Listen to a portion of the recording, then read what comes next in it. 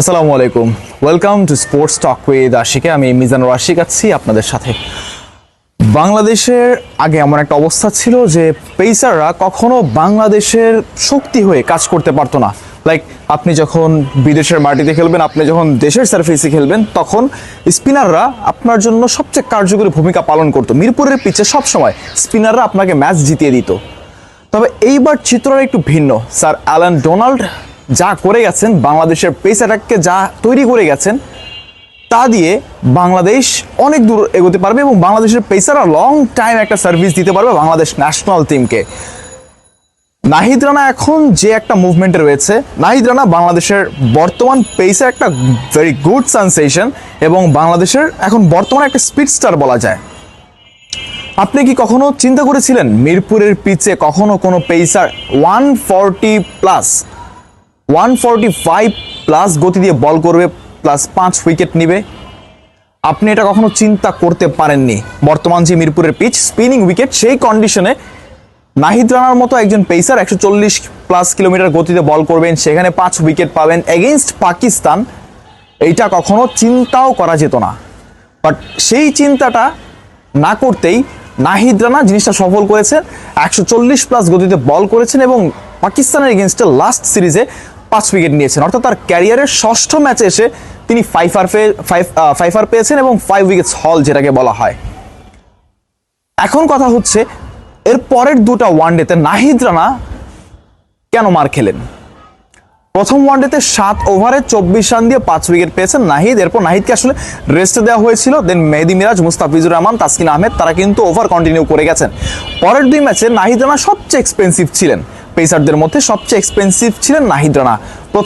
দ্বিতীয় ম্যাচে তিনি খুব সম্ভবত, আমার যদি ভুল না হয়, 54 রানে 1 উইকেট নিয়েছিলেন এবং সেটা ছিল 10 ওভারে। এবং তৃতীয় ওয়ানডেতে তিনি মোটা দাগে বলা যাবে না যে ভালো বোলিং করেছেন, তবে তার ইকোনমি সেকেন্ড ম্যাচ থেকে কিছুটা কম ছিল। অর্থাৎ তিনি থার্ড ম্যাচে তিনি কিছুটা ভালো বোলিং করেছেন। এখন কথা হচ্ছে, সেই প্রথম ওয়ানডেতে 7 ওভারে 24 রান দিয়ে 5 উইকেট পা নাহিদ রানার এমন ঠিক কি হয়ে গেল যে নাহিদ রানা ফল করা শুরু করলেন? আসলে দেখেন, নাহিদ রানা এখন চেষ্টা করছেন যে কিভাবে তিনি তার স্পিডটাকে বাড়াতে পারেন। অর্থাৎ আমি স্পিড বলছি যে 150, 155, 160 গতি তুলতে পারেন। নাহিদ রানা কিন্তু আসলে তার স্পিড নিয়ে কাজ করছেন এবং সেই সাথে নাহিদ রানা তার লেন্থ এবং লাইন হারিয়ে ফেলছেন। নাহিদ রানাকে দেখলে একজন প্লেয়ারের কথা খুব বেশি মনে পড়ে, খুব করে মনে পড়ে। আমাদের একজন পেসার ছিলেন যিনি নিউজিল্যান্ডের মাটিতে, নিউজিল্যান্ডের বাউন্সি পিচকে কাজে লাগিয়ে নিউজিল্যান্ডকে হারিয়েছিল। নিউজিল্যান্ডের এগেইনস্টে টেস্টে 6 উইকেট হল নিয়েছিল। বলছিলাম এবাদত হোসেনের কথা। সে এবাদত হোসেন স্পিড বাড়াতে গিয়ে, স্পিডের উপরে কাজ করতে গিয়ে ওভার স্পিডের কারণে এবাদত হোসেন ইনজুর্ড হয়েছেন এবং এবাদত হোসেন এমনভাবেই ডিসঅ্যাপিয়ার হলেন যেন কখনো তার অস্তিত্ব ছিলই না বাংলাদেশ ক্রিকেটে। নাহিদ রানা এখন যে জিনিসটা করছে, নাহিদ রানা যে স্পিডিং এর কাজ করছেন, যে স্পিড বাড়াবে, স্পিড বাড়িয়ে আসলে বিপক্ষ দলকে কুপকাত করবে, বেকায়দায় ফেলবে, ঠিক সেই ভুলটা নাহিদ রানা করছে। নাহিদ রানার যথেষ্ট স্পিড রয়েছে, তা নিয়ে কোনো সন্দেহ নাই। নাহিদ রানার বোলিংটাও খুব ভালো, এটা নিয়ে কারো কোনো সন্দেহ নাই। তবে নাহিদ রানার এখন যে জিনিসটা ঘাটতি রয়েছে সেটা হচ্ছে লাইন এবং লেন্থ।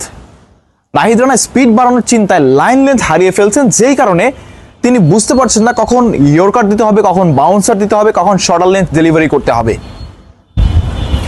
নাহিদ রানার জন্য ছোটখাটো একটা পরামর্শ, আপনি যেই স্পিডে বল করছেন করেন, কোনো সমস্যা নাই। যে লেন্থে বল করছেন করেন, কোনো সমস্যা নাই। স্পিড বাড়াতে যায়েন না। স্পিড বাড়াতে গেলেই আপনি এবাদতের মতো ফল করবেন। এবাদত, এখন আর এবাদতকে আমরা পাই না। সেই এবাদত, যে এবাদত নিউজিল্যান্ডকে হারিয়েছে, বাংলাদেশের মাটিতে ভারতের এগেইনস্টে তিনি ভালো বোলিং করেছেন, 4 উইকেট নিয়েছেন, সে এবাদত এখন আর নাই দলে। তার ইনজুরি তাকে পুরোটা গিলে ফেলেছে, ইনজুরি তাকে গ্রাস করে ফেলেছে।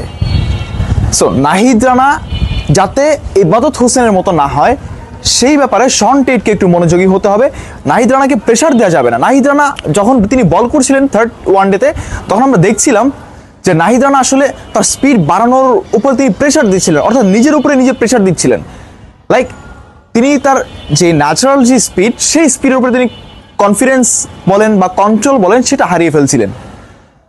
নাহিদ রানাকে এবারে যে স্পিডে আমরা বোলিং করতে দেখি, নাহিদ রানা সেইভাবে বোলিং করুক, নাহিদ রানা লাইন লেন্থ ঠিক রাখুক, নাহিদ রানা বিপক্ষ দলকে ঘুরিয়ে দেখ, একেবারে উড়িয়ে দিক। তবে ওভার স্পিরিং যাতে এখন না করুক। ওভার স্পিরিং করলেই এবাদতের মতো আমরা নাহিদকেও হারিয়ে ফেলবো, যেভাবে আমরা এবাদতকে হারিয়ে ফেলেছি। Thank you.